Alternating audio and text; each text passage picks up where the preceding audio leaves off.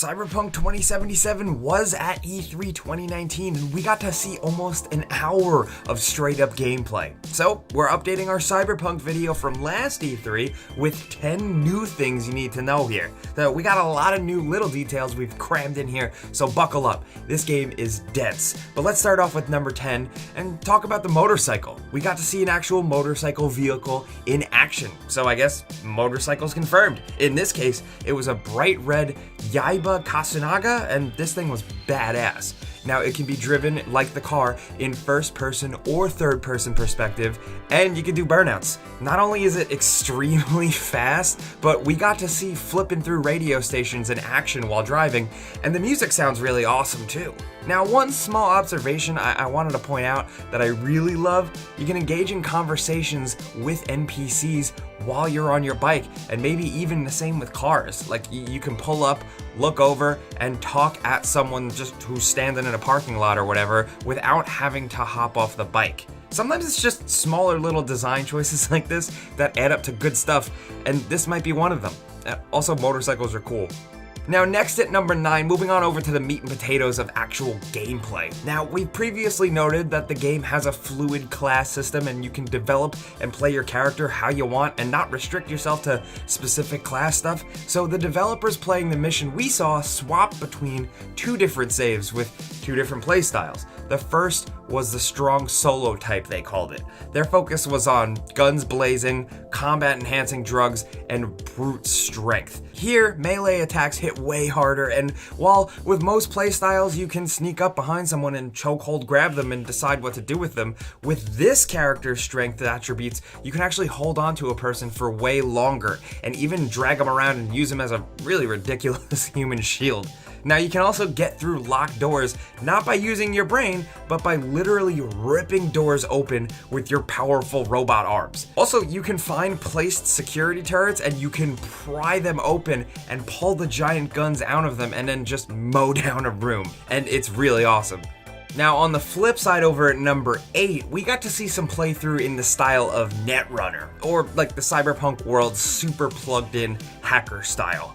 Now, CD Projekt Red once again reiterated that you can get through the entire game without killing anyone, and Netrunner's abilities definitely seem to help with that. Now, you can activate and see traces like trails that you follow to find hidden control panels in the environment that control the local area networks. You engage in a hacking puzzle to gain access, and the better you do, the more stuff you can control. Now you can get through doors really easily, you can just point at security cameras and deactivate them, and since everything in the future is connected to a network, you can sabotage all kinds of stuff to take people out and make it look like an accident. Kind of like Hitman style. At one point there was a dude working out and V hacked the lifting bench press machine and it slammed down on the bad guy and killed him. Now, you can also hack grenades on enemies' belts to explode them, because why not? There's really just a lot going on with the Netrunner option that I don't have time to cover all of it, but it's all way more interesting than just like your standard hacker RPG playthrough. I honestly think the Netrunner abilities might be some of the best stuff in the game, but that's just me. Now, moving on to number 7, last time we were introduced to the Maelstrom, which is a gang of these super augmented, some more machine than man, bloodthirsty dudes. You remember them from that demo. They were absolutely crazy, had glowing lights on stuff on their faces. They were weird and mean. We didn't see them this time around. This time we got 2 new factions in Pacifica. First, we got the Voodoo Boys, who are a group of secretive Netrunners with Haitian ties. Then we also ran into another gang called the Animals. Now, these are some real rough and tumble buff boys who all look like they love to talk about CrossFit. These guys have body modifications like, giant arms, and they are way into straight up brute force and physicality. And they use a strength enhancing drink called Juice that makes them really Hulk out in a gross way. Plus, if you're not prepared, they can basically rush you in combat, and it looks like it gets really intense. There's a current dispute in the demo between the two, as the Animals are where they shouldn't be, occupying a rundown mall in the town, which is pissing off the Voodoo Boys, which is where V comes in, because of course you're thrown smack dab in the middle of it. Now, they hinted and referenced that there would be more factions revealed in the time between now and release, but hey, we've been dying for any new info, so we'll take it. Now, at number 6, we gotta talk about it, unless you've been living under a rock. Keanu Reeves is in Cyberpunk 2077, which is weird as hell, but also super cool and really fitting in a good way. Now, Mr. Jonathan Wick, or Mr. Anderson himself, is going to be playing Johnny Silverhand, whose true nature and motives we're still kind of unclear on, but in the demo shown, he shows up as a sort of weird rogue AI ghost in the machine type deal, who just often pops up and hangs out in your periphery and only interacts with you. Honestly, it's a lot like the stuff in Batman Arkham Knight, when Batman had the Joker just in his head messing with him the whole time. It seems like a really cool way to take it, especially given how he's totally acting like an asshole in this game. But like we said, the character as portrayed in Cyberpunk 2077 in particular is still very much kind of a mystery to us at this point. But it's incredibly fair to speculate that the character will have a much bigger role to play than we've seen, most likely related to the mysterious chip with a link to the secret of immortality in V's possession.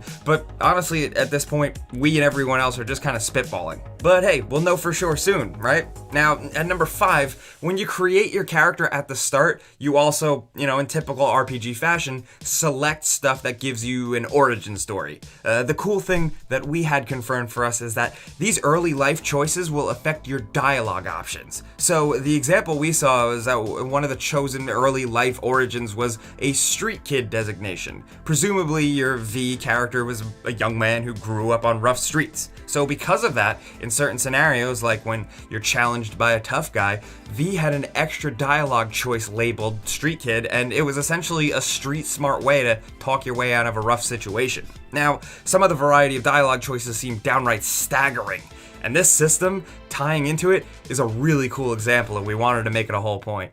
But moving on to number 4, just a brief one, cyberspace is confirmed. We got to see a sequence where V was essentially able to access cyberspace itself, and a character walked you through the hidden data hideaway. Now, I won't spoil how you get there, really, but they touched on just how vast the cyberspace was, and that you were going to explore the deepest uncharted areas of it where no one has ever returned from. It's really, really cool sci-fi stuff, and visually, it was also fascinating. I'm glad that they're exploring these elements in the game, and I can't wait to see where they take it.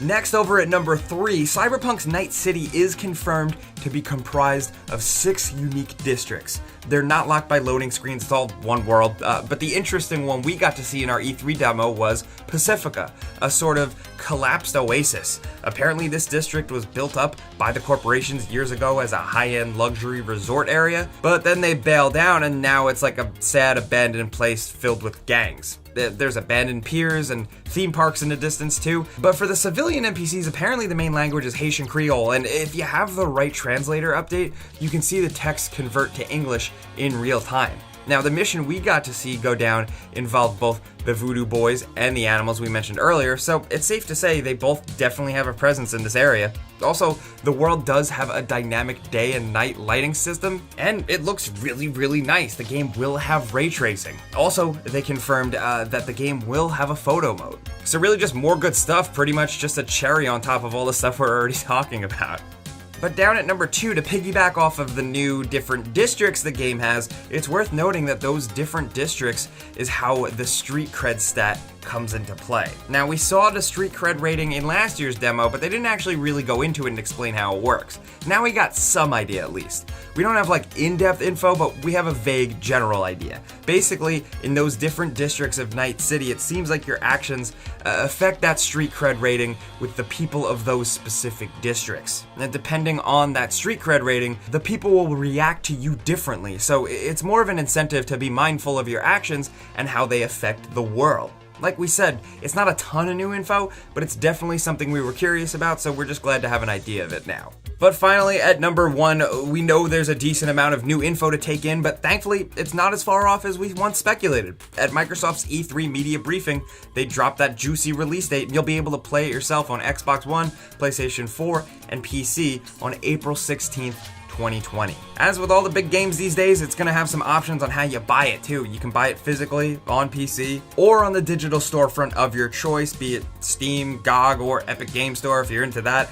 You can also pick up the game physically for all platforms in either the standard, regular edition, or the big beefy $200 collector's edition. That one gets you the game, a steelbook, a 10-inch statue of the protagonist V, a hardcover art book, a metal pin set, a keychain, a Night City's visitor guide, an evidence bag, embroidered patches, a map of the city, honestly, a bunch of stuff. But really the game, at least what we've seen so far, is going to be so big that all these little knickknacks aren't going to keep you busy as much as the game will. But we're just keeping you guys informed. This is what we saw, this is what we learned at E3 2019, Cyberpunk 2077. We want to know what you guys think down in the comments. How are you feeling on this game? Maybe you went to E3, maybe you got to see it. We would love to hear what you think. Apparently they will put out this gameplay eventually, but for now we wanted to provide you guys with the details. Let's talk about anything Cyberpunk down in the comments. But of course, if you learned something from this video, clicking the like button really helps us out. We would totally appreciate that. But if you're new, consider subscribing as well, because we put out videos like this every single day. But as always, thanks for watching. We'll see you guys next time.